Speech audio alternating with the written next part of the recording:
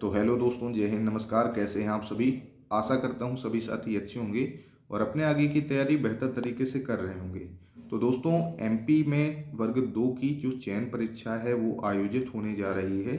इसके जो दोस्तों फॉर्म हैं वो ऑलरेडी आप लोगों से भरवाए जा चुके हैं, लेकिन दोस्तों कुछ कोर्ट केसेस की वजह से, कुछ कोर्ट में याचिकाओं की वजह से आप लोगों का जो फॉर्म की डेट है वो फिर से रीओपन कर दिया गया है। तो दोस्तों, जो फॉर्म रीओपन की जो डेट है वो 10 मार्च से लेकर 17 मार्च तक रखी गई है। तो जिन भी कैंडिडेट ने, जिन भी साथियों ने अभी तक अपना फॉर्म नहीं भरा है या फॉर्म में कुछ त्रुटि हो जाने की वजह से वो संशोधन नहीं कर पाए हैं, तो आप लोग 10 मार्च से लेकर 17 मार्च के बीच अपना फिर से फॉर्म भी भर सकते हैं। और यदि आप लोगों को कोई त्रुटि होने की वजह से आप लोगों को फॉर्म में संशोधन करना है तो आप लोग वो भी कर सकते हैं। ये दोस्तों अभी की जो वर्ग 2 की चयन परीक्षा की लेटेस्ट अपडेट है। अब दोस्तों मैं बात कर लेता हूँ वर्ग 2 की चयन परीक्षा की तैयारी कर रहे जितने भी कैंडिडेट हैं, जितने भी साथी हैं जो अलग अलग सब्जेक्ट से बिलोंग करते हैं। तो दोस्तों आज की ये वीडियो जो रहने वाली है वो आप लोगों की वर्ग 2 की चयन परीक्षा की बेस्ट रणनीति, बेस्ट स्ट्रेटेजी को लेकर रहने वाली है। क्योंकि दोस्तों ये तो आप लोग भी समझ रहे होंगे कि वर्ग 2 की चयन परीक्षा में सिलेक्शन लेना इतना आसान काम नहीं रह गया है। क्योंकि आप लोगों को यदि दोस्तों पता हो कि रिजर्वेशन का कोटा थोड़ा सा बढ़ा दिया गया है एमपी गवर्नमेंट के द्वारा। जो अतिथि शिक्षकों का था वो 25 से 50% कर दिया गया है, या महिलाओं का जो परसेंटेज है, या आप लोगों के general EWS OBC SC ST category का रिजर्वेशन है। तो दोस्तों इतने सारे रिजर्वेशन लागू होने के बाद जो सिलेक्शन लेना है वो आसान काम नहीं रह जाता है, और इतने कम पदों पर दोस्तों। तो दोस्तों यदि वर्ग 2 की चयन परीक्षा में सिलेक्शन लेना है, तो यदि दोस्तों सिलेक्शन से पहले या आप लोगों की सिलेबस के अकॉर्डिंग पढ़ाई करने से पहले यदि हम लोग बेस्ट प्लान नहीं बनाते हैं, तो दोस्तों चयन से हम लोग कहीं ना कहीं दूर जाते हैं।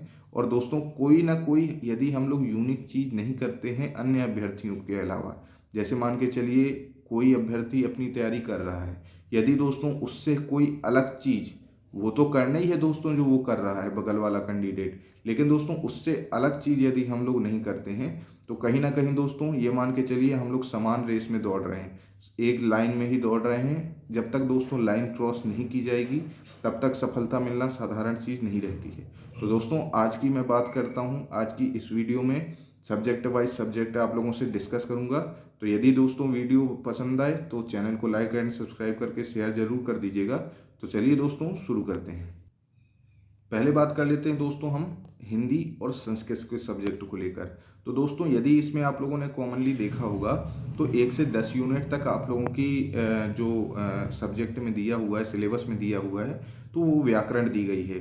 और 10 यूनिट के बाद जो आप लोगों की इकाइयाँ हैं जो 11 से शुरू होती हैं, तो उसमें आप लोगों ने देखा होगा जो एनसीईआरटी के चैप्टर हैं या अलग अलग कहानियाँ हैं, जैसे कि हिंदी में यदि देखेंगे तो उसमें कुछ प्रेमचंद की कहानियां हैं, कुछ हजारी प्रसाद द्विवेदी की जैसे बाणभट्ट की आत्मकथा।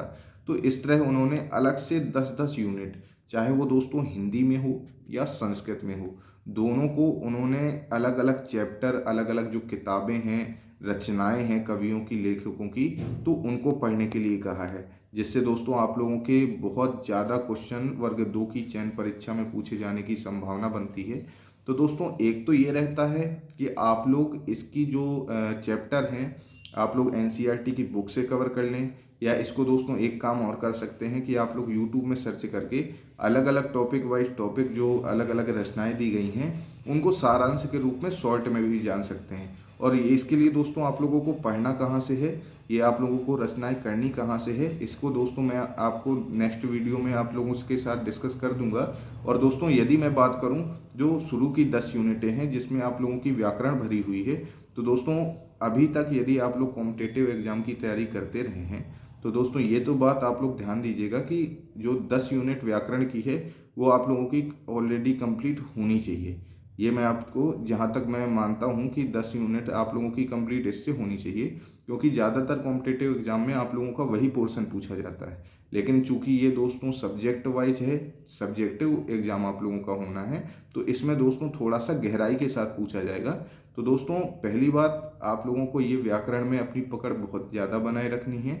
और रही बात अगली 10 यूनिटों की, तो उसमें दोस्तों आप लोगों को एनसीईआरटी के चैप्टर कर लेने हैं या यूट्यूब से उसको सारांश रूप में ऊपर ऊपर नॉलेज ले लेना है, क्योंकि दोस्तों ज़्यादा अंदर से पढ़ने का फिलहाल समय रह नहीं गया है। तो उसको दोस्तों शॉर्ट में आप लोगों को पहले तो पूरा कवर करना पड़ेगा और उसके बाद दोस्तों रिवीजन करना पड़ेगा, क्योंकि एक बार का पढ़ा पढ़ाया याद रहना भी मुश्किल रहता है। तो एक दोस्तों आप लोग प्लान तैयार करिए कि 10 से 15 दिन के अंदर जितना सिलेबस बचा है उसको कंप्लीट करना है, फिर अगले 10 दिन में उसका रिवीजन करना है, फिर अगले 10 दिन में उसका फिर से रिवीजन करना है। तो ये तो रहा दोस्तों हिंदी और संस्कृत को लेकर। यदि दोस्तों मैं बात कर लूँ मैथ के सब्जेक्ट को लेकर, तो मैथ में दोस्तों आप लोगों ने देखा होगा कि शुरू की जो 10 यूनिटें दी हैं वो आप लोगों की दोस्तों 9वीं 10वीं 11वीं 12वीं के टॉपिक दिए गए हैं, या कुछ टॉपिक उन्होंने इस बार ग्रेजुएशन के भी ऐड कर दिए हैं। तो 10 यूनिटों में तो दोस्तों मैथ है, और अगली जो 10 यूनिट है जो मैथ के कैंडिडेट के लिए ब्रह्मास्त्र के समान है, जो दे दी है उन्होंने साइंस, फिजिक्स और केमिस्ट्री जो है उन्होंने 5-5 यूनिटें अलग अलग ऐड कर दी हैं। और दोस्तों यदि आप लोग उसको देखेंगे, अलग अलग टॉपिकों को देखेंगे, तो उसमें दोस्तों 5-5 यूनिटों में उन्होंने फिजिक्स केमिस्ट्री की जो 10वीं 11वीं 12वीं की बुकें हैं वो पूरा सिलेबस ही उन्होंने ऐड कर दिया है। तो दोस्तों ये तो आप लोगों को मानना पड़ेगा कि इतने कम समय में आप लोग पूरी साइंस फिजिक्स केमिस्ट्री नहीं पढ़ सकते, और यदि आप लोग पढ़ रहे हैं तो कहीं ना कहीं आप लोग इस चीज़ से अपने से दूर जा रहे हैं सिलेक्शन को लेकर। तो आप लोग क्या कहेंगे कि क्या हम लोग ये 10 इकाइयाँ छोड़ दें?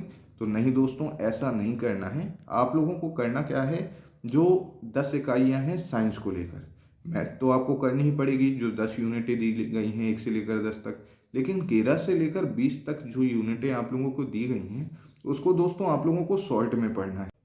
शॉर्ट में कैसे पढ़ना है? शॉर्ट में पढ़ने के लिए दोस्तों एक लूसेंट की साइंस की बुक आती है, उसमें दोस्तों आप लोगों को सभी टॉपिक जितने भी साइंस से संबंधित, फिजिक्स केमिस्ट्री बायो से संबंधित जो भी टॉपिक आप लोगों के पूछे जा रहे हैं, वैसे तो दोस्तों फिजिक्स केमिस्ट्री की जो यूनिटें हैं वो 5-5 करके ऐड की गई हैं मैथ वाले सब्जेक्टों के लिए। तो आप लोगों को दोस्तों उसमें ऊपर ऊपर करके हर चीज़ को नॉलेज रूप में एक बार पढ़ लेना है। ये चीज़ नहीं रहनी चाहिए दोस्तों कि कोई चीज़ आपके टॉपिक में दी गई है और आपको वो चीज़ पता नहीं है या आप उस चीज़ को पढ़कर नहीं जा रहे हैं। ये दोस्तों आप लोगों के लिए बेस्ट प्लान रहेगा। मैथ दोस्तों आप लोग छोड़ नहीं सकते, चूंकि आप मैथ के सब्जेक्ट के टीचर बनने जा रहे हैं, तो मैथ तो आपको पूरी 10 यूनिट कंप्लीट करनी ही पड़ेगी। ये दोस्तों जो अलग से जो 10 यूनिट जिसकी आशा नहीं थी सब्जेक्ट में परिवर्तन को लेकर, सिलेबस में परिवर्तन को लेकर, जो उन्होंने 10 यूनिटें जोड़ दी हैं, तो उसके लिए दोस्तों आप लोगों को बेस्ट प्लान तैयार करना पड़ेगा, जो कि मैंने आप लोगों को बता दिया। इसके अलावा जो दोस्तों बात रहती है सोशल साइंस को लेकर, तो उसमें दोस्तों ज़्यादा परिवर्तन सिलेबस में हुआ नहीं था। हिस्ट्री, ज्योग्राफी, इकोनॉमिक्स, पॉलिटी, इन्हीं 4 सब्जेक्टों में 5-5 यूनिट करके उन्होंने डिवाइड कर दिया है। और रही बात दोस्तों इंग्लिश की, तो इंग्लिश भी दोस्तों कहीं ना कहीं हिंदी और संस्कृत की जैसी ही है कि उसमें 1 से 7-8 यूनिट तक उन्होंने ग्रामर पोर्शन दिया है, ग्रामेटिकल पोर्शन, और उसके अलावा जो टॉपिक उन्होंने ऐड कर दिए हैं वो एनसीईआरटी के चैप्टर के ऐड कर दिए हैं। तो वो भी दोस्तों आप लोगों को, या तो आप लोग यूट्यूब में समरी वाइज जो चैप्टर दिए गए हैं उनको समझ लीजिएगा, इंग्लिश टू हिंदी के लिए जो मीन्स में बताते हैं, अनुवाद करके बताते हैं, उनसे समझ लीजिएगा। नहीं तो दोस्तों यदि हो सके तो एक एक बार रीडिंग आप लोग इंग्लिश के जितने भी कैंडिडेट हैं जो इंग्लिश सब्जेक्ट से बिलोंग करते हैं, तो एक एक बार एनसीईआरटी की बुक लेकर दोस्तों कहीं से परचेस करके उनको एक एक बार आप लोग पढ़ लीजिएगा। तो ये दोस्तों पूरी चीज़ों के लिए था। साइंस सब्जेक्ट के लिए तो साइंस के कैंडिडेट को पहले से पता था कि भाई इसमें मेरी फिजिक्स केमिस्ट्री बायो पूछी ही जानी है, तो वही चीज़ है दोस्तों, कुछ अलग से पोर्शन नहीं है। बस ये है कि काफ़ी आप लोगों को गहराई से देखने को मिलेगा, क्योंकि दोस्तों ये सब्जेक्टिव वाइज एग्ज़ाम होता है, अलग अलग टीचर इसमें अलग अलग सब्जेक्ट के बनते हैं। तो इसके लिए दोस्तों मैं आप लोगों को अगली वीडियो में हर एक सब्जेक्ट के लिए ये चीज़ बता दूंगा कि आप लोगों को कहाँ से किस चीज़ की तैयारी करनी चाहिए और आप लोगों को किस चैनल से पढ़ना चाहिए, कौन सी चीज़ कहाँ से पढ़नी चाहिए, ये सभी दोस्तों मैं अगली वीडियो में क्लियर कर दूंगा। तो यदि दोस्तों सुझाव अच्छा लगा हो, प्लान अच्छा लगा हो, तो चैनल को लाइक एंड सब्सक्राइब करके शेयर जरूर कर दीजिएगा। मिलते हैं दोस्तों हम लोग अपनी नेक्स्ट वीडियो में, तब तक के लिए जय हिंद, नमस्कार।